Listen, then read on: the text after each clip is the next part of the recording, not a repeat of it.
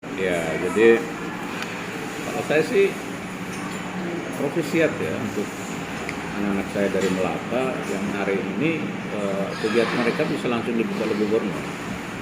Nah, ini kan dari sisi positif, ini kan hal yang sangat baik. Ya, anak-anak bisa tahu sendiri, oh ini gubernur kami.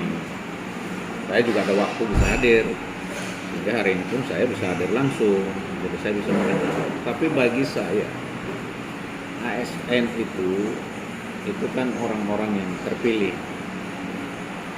Mereka itu anak-anak pilihan karena mereka ikut seleksi juga bukan karena ada KKN, tapi mereka ikut seleksi karena memang mereka punya kemampuan, intelektualitas, mereka punya skill, keterampilan, mereka punya kualifikasi pendidikan yang memang dibutuhkan oleh daerahnya.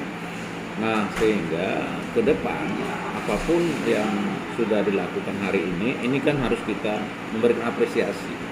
Saya sebagai Bupati Kepala Daerah sangat mendukung kegiatan mereka karena mereka bisa mengenal untuk masuk latihan dasar sehingga untuk kembalinya mereka ke daerah, ya mereka juga harus belajar soal budaya, soal kemasyarakatan, soal toleransi antar sesama beragama. Mengapa demikian? Karena kita ini hidup di daerah perbatasan. Tapi yang penting bagi saya itu adalah bagaimana mereka harus disiplin, bekerja, kerja tanggung jawab, kerja tulus, kerja jujur, ya, kerja ikhlas, kerja tuntas. Karena bagi saya itu yang penting. Sebab kalau tanpa disiplin itu tidak mungkin mereka akan berkembang, akan menjadi maju. Jadi harapan saya ke depan semoga anak-anak ini setelah mendapat ilmu dasar yang diterima di Kota Kupang ini, ya mereka bisa kembali untuk menerapkan di Kabupaten Melaka. Itu sih harapan saya. Jadi bicara integritas moral, ini kan kembali kepada pribadi setiap orang. Siapapun dia, apalagi menjadi ASN, dia minimal ada dua hal prinsip yang dia harus miliki. Yang pertama, dia harus jaga moralitas dia. Karena kita manusia beriman, manusia yang percaya kepada Tuhan. Juga mereka harus melayani masyarakat itu dengan jiwa yang entrepreneur, gitu. Dan itu saya sudah angkat sudah lama, saya bicara, bukan hari ini kita dengar orang lain ngomong, tapi saya sendiri sudah angkat itu dari dulu. Karena jiwa wirausaha, jiwa profesional untuk melayani masyarakat itu harus ada tumbuh pada ASN itu, diri ASN itu. Nah, bagaimana Anda punya wibawa kalau Anda tidak punya integritas moral yang mumpuni? Ya, bagaimana Anda bisa punya wibawa kalau Anda memberikan pelayanan diskriminatif? Anda memberikan pelayanan setengah hati. Anda tidak disiplin masuk kantor. Anda melayani orang tapi wajahmu cemberut. Harus melayani dengan senyuman. Itu jiwa-jiwa wirausaha, jiwa-jiwa entrepreneur. Jadi ya bagaimanapun harus dijaga karena ini modal.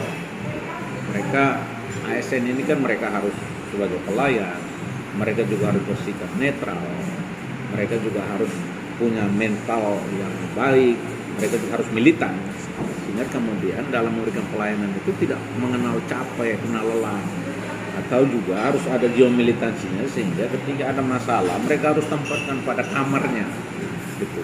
Ada masalah keluarga, ya selesaikan secara kekeluargaan, selesaikan di keluarga. Ada masalah pribadi, selesaikan secara pribadi. Gitu. Jangan masalah keluarga, masalah pribadi bawa ke tempat kerja. Nah, sehingga akhirnya apa? Ada konflik batin antara pikiran dia dengan pelayanan yang dia lakukan. Jadi bagi saya, ya mereka harus pegang teguh itu. Gitu. Kalau kita menyoroti asusila, kita menyoroti integritas moral, ya kita harus jujur. Kita juga sama-sama pengikut Yesus. Ketika Yesus bertanya kepada orang-orang, siapa di antara kalian yang tidak berdosa? Ya, tapi kembali lagi bahwa namanya ASN, dia harus disiplin kerja, dia harus jujur, dia harus melayani sesama tanpa ada perbedaan, tanpa ada diskriminatif, dan diatur jadwal. Sehingga katakanlah saya ambil contoh, mau melayani di dinas kependudukan, saya ambil contoh, atau dinas perizinan. Ya cukup pakai nomor saja. Jadi siapa yang datang duluan dapat nomor 1, layani nomor 2 gitu. Itu yang maksud saya. Karena kita bicarakan harus ada contoh. Jangan sampai orang datang pagi dapat nomor 1, kemudian dia dilayani didapat nomor terakhir, padahal dia dapat duluan. Nah ini kan ada perbedaan. Itu tidak boleh. Gitu. Di Melaka Pak, itu harus diterapkan di Melaka. Gitu. Ya bahwa pesan Pak Guk tadi untuk latih fisik, latih mental, ya kita juga harus lihat kondisi karena kita bicara ini berhadapan dengan manusia. Ya, jadi kita lihat dulu kondisi orang. Saya juga kalau memberikan latihan kepada mereka, saya harus lihat fisik. Gitu.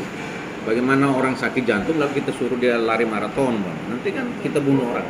Tapi bagi saya yang penting dia disiplin dalam dirinya itu ada tumbuh kesadaran dari dirinya dia itu. Jangan dipaksa, jangan ditekan gitu. Ya, karena ini zaman milenial, Pak. Ini zaman orang berkreasi, bebas berkreasi. Dan itu dilindungi HAM. Jadi kita harus kawal ketat, kita ikuti baik sehingga kemudian mereka benar-benar menjadi militan untuk pelayanan, memberikan pelayanan. Saya kira itu. Bicara the right man on the right place, itu kan konsep. Ya, itu kan konsep. Tetapi harus dilihat realnya. Ideal boleh, tapi realita juga harus dilihat.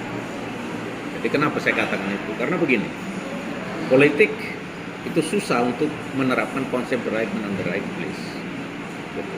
Mengapa demikian? Karena ada beberapa hambatan.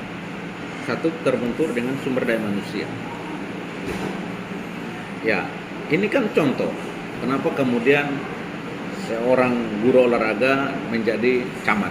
Ini kan contoh di Melaka sudah ada. Gitu. Kenapa kemudian seorang guru olahraga menjadi kepala dinas sosial? Ini kan contoh. Ya, contoh tapi kan memang jelas sudah ada. Gitu. Tetapi dalam hal politik itu wajar-wajar sah-sah saja. Cuman ketika kita bicara soal mengelola sumber daya alam secara profesional, ya itu kalau bicara kelautan ya kita undang adik-adik teman-teman yang tamatan Fakultas Perikanan dan Kelautan. Kita akan undang teman-teman yang katakanlah kalau di pertanian seperti beras Nona Melaka. Ya saya harus undang teman-teman yang memang profesional di bidang itu. Jadi ya disinilah kita ada muncul. Kalau di akademik itu kita kenal dengan mix method, gitu. Metode kolaborasi. Jadi itu mengapa demikian? Karena kita harus menyatukan dasin dan solen itu antara teori dan praktek. Nah itu dipadukan sehingga kita melihat sesuatu itu harus utuh. Ya katakanlah bicara beras. Kalau bicara beras ini kan bicara pupuk, bicara bibit, bicara padi, bicara lahan, bicara kelompok tani, by name by address. Nah itu siapa yang saya harus ajak kolaborasi? Kampus juga fakultasnya tidak mungkin sama fakultas Fisipol, karena nggak nyambung gitu. Tentu saya harus ambil fakultas pertanian. Ya, pertanian juga harus dia betul-betul expert di bidangnya gitu. Demikian juga bicara perikanan. Ya saya harus komunikasi dengan fakultas perikanan gitu. Nah cuman kalau secara politis ini hati-hati konsep the right man the right place ini. Karena hambatan seperti saya katakan bagaimana dengan terbatasnya sumber daya manusia yang ada. Tidak pakai dia tapi tidak ada orang. Nah ini politik berbeda dengan bicara bisnis. Jadi kelola daerah, kelola negara ini harus dibedakan dengan mengelola perusahaan pribadi. Dengan mengelola kampus yang fakultasnya sudah ada, orangnya fakultas ini dia hanya ditekuni itu saja sampai doktor. Kalau kelola daerah ini kan kita harus melihat potensi secara holistik.